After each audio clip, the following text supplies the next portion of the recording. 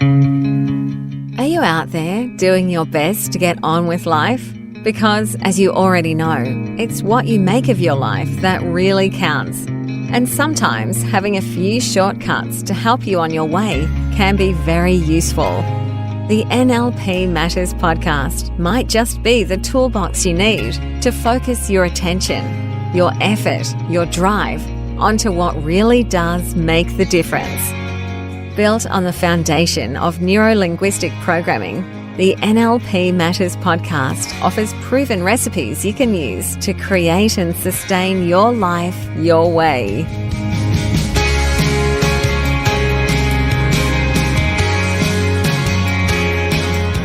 G'day, and welcome to the NLP Matters Podcast. I'm your host, Jo Clark. As you follow through these podcasts with me, you'll know that we are now delving into the detail of the NLP 5 Principles for Success. Last week, our focus was on the first of these principles, knowing your outcome, because this is the place we all need to start from on our way to achieving success. Today, we will look closely at the next two principles, taking action and sensory acuity. As we continue to explore the shared patterns that successful people have and then begin to apply them using NLP modelling techniques, we are learning how to accurately model success and create results in our own lives. Remember, people who have success in their own lives on their own terms all have a clearly defined purpose, they have a clear plan to achieve it, and they have a passionate desire that drives them to reach their goals.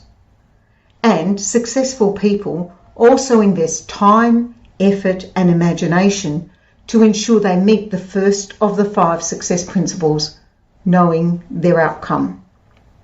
Because it is only when we're very clear about our destination that we can be certain what we are doing is getting us to the end we have in mind. As a pilot, I can tell you it is absolutely essential to have a precise and detailed knowledge of your goal. Can you imagine flying a plane and getting to the town you were heading for, seeing the runway adjacent to that town and doing a great approach and a perfect landing, then unpacking the plane, tying it down, putting on the canvas cover to protect it overnight, and standing in the middle of the airstrip just waiting to be picked up and taken to your accommodation. Then waiting and waiting and waiting. Finally, ringing to see where the transport was, only to find out that they were also standing on the side of a runway waiting, because there were 2 runways in the town. One belonged to a private farmer and the other one was the public one. I bet you can guess which one we were waiting at. That's right, we were not where we should have been. Not one of my prouder moments as a relatively new pilot. The rookie mistake was to only rely on the World Aeronautical Chart, or the WAC maps as they're called by pilots, and not also looking up Street View on Google Maps, which would have shown me exactly what I should have seen for real when I arrived at the airstrip.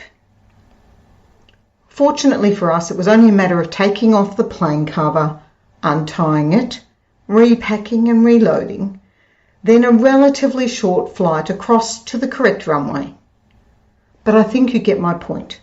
It is not enough to know where your outcome should be, or to just spot it as you get closer and decide, oh, that's it.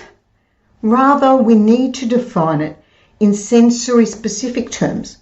What can I see, hear, feel, and even smell and taste if it's appropriate?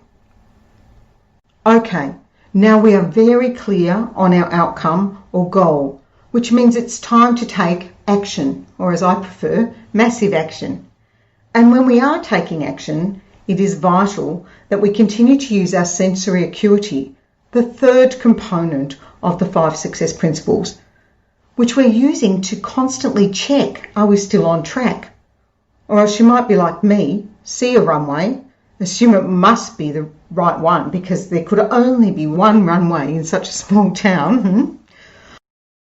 Well, let's just say we can all waste time, energy and effort taking action that is not actually getting us any closer to our ultimate goal. The difference between someone who achieves their goals and someone who doesn't achieve their goals is the action they're willing to take to get there. There is simply no substitute for taking action if we want to produce the results we want in our life. As Will Rogers from the Wild West said, even if you're on the right track, you'll get run over if you just keep sitting there. The best laid plans lay on the kitchen bench unless you get up off the couch and take action. And whilst I do like the idea of massive action, remember that what is massive for one person may not be massive for another. Perhaps it is better to take purposeful and sustainable action. Maybe just gradually chip away at the goal, because even little steps can make a huge difference every single day. Ultimately, it is taking purposeful action consistently that will get you there in the end. Now, to evaluate if your action is purposeful or not, it is important to have a plan, a map that outlines how you will make the journey from where you are now and will get you to where you have chosen to go. This map or plan is vital for tracking progress using your sensory acuity, noticing, is this action working or not? What are the landmarks that tell me I'm on track or off? What is the evidence that I and others with me can see and hear and feel to confirm that I'm on track? This is not about doing it perfectly. If that is your goal, then I promise you that you will be way off track. Rather, the dance between purposeful action and sensory acuity is all about taking action first, then measuring progress on the way. One of the most well-worn procrastination strategies the world over has to be waiting until certainty arrives. Waiting until you know it all. Waiting until everything is perfect before taking action. You cannot wait until you know how before you start to take action. It's like Richard Branson said, if someone offers you an amazing opportunity, but you're not sure you can do it, say yes, then learn how to do it later. You have to get started and use your sensory acuity. Am I on track or off track? Whilst you continue to take action, if you ever hope to achieve your goals. Remember, 80 to 90% of success is just because you kept showing up. Whilst taking action is possibly the simplest of the 5 principles of success to appreciate, it is the one at which people can most often stumble. There's no doubt that for many, if not most of us, modern living means being really busy, and this can distract us from the main game, our intended outcome and goals. Yes, of course we must take action to achieve our goals, but so many times we find ourselves taking lots of action, yet feel like we're not getting anywhere. The key here is to have some criteria around what action we should be taking. Action without criteria can end up being busy work that, whilst it may need to be done, is nevertheless not focused on your goal. One example of criteria is something like the Eisenhower or the Covey matrix, where all actions are classified as either urgent and important, which is quadrant 1, urgent and not important, quadrant 2, not urgent and not important, quadrant 3, and not urgent and important, quadrant 4. This matrix shows us how often we get caught up in actions that in terms of our goal are urgent but not really important, quadrant 2, because these actions don't take us any closer to our goals, but we do them because of the urgency that's attached to them. Or sometimes we get caught up in actions that are not urgent and not really important, quadrant 3, busy work, because at least we're doing something and it might even make us feel good. But again, we are no closer to our goal. And then again, we might spend our time doing things that are urgent and important, quadrant 1. But if we're constantly in this quadrant, it is not sustainable in the long term, because eventually we just run out of fuel. And as a pilot, I can tell you that is not something you want to do. The real gold is in understanding that the more time we spend in the 4th quadrant, doing the action that is not urgent but is important, the better quality of life we will have and the more likely we are to successfully attain our goals and outcomes. These are the actions that include planning, being future focused, working on a business and not just in it, working on our values and actioning the steps we have identified that will take us to our goal. Yet, so many people get addicted to the adrenaline of the urgency they feel around actions, rather than seeing that successful people make time to take care of the big picture, the important and not urgent actions, which ultimately is what will make everything else happen. So in terms of taking action, there are some golden rules. Rule number 1, say yes, then work out how.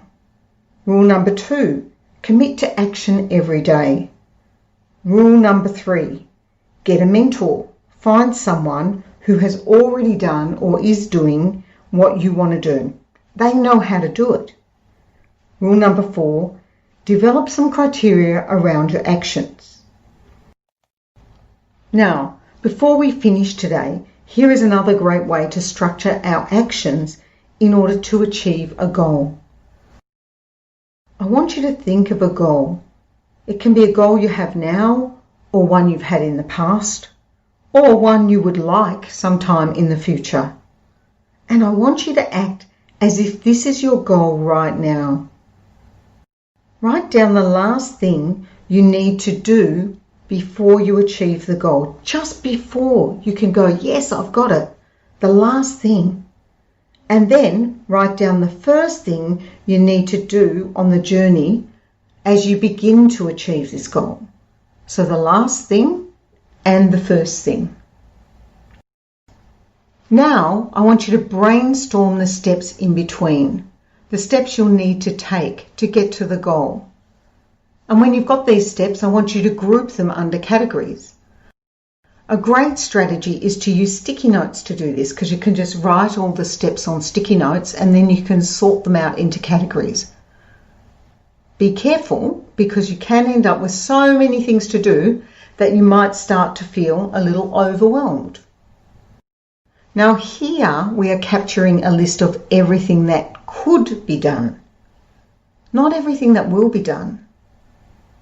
And once you've got this list, keep it in one place and recognize that 20% of what we will do will actually yield 80% of our results.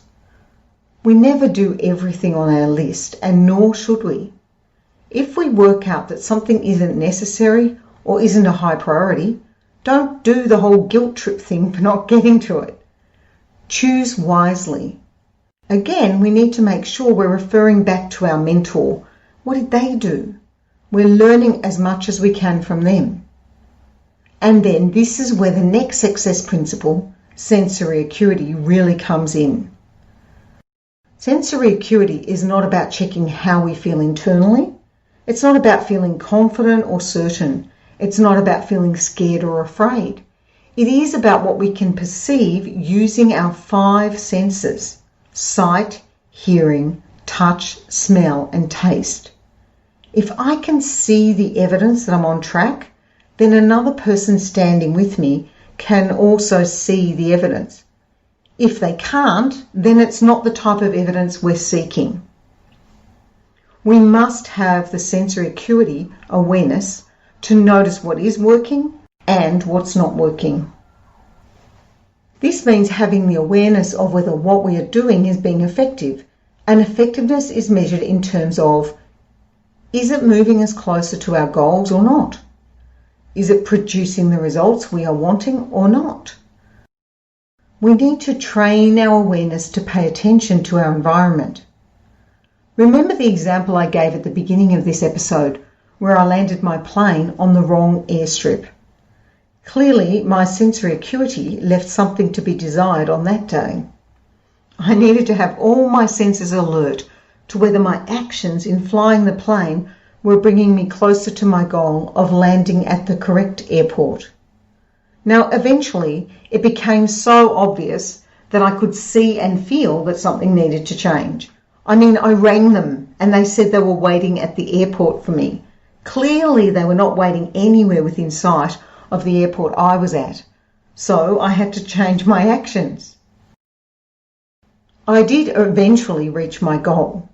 I just could have saved myself some time and bother if I had used greater sensory acuity, focus and awareness to guide my actions.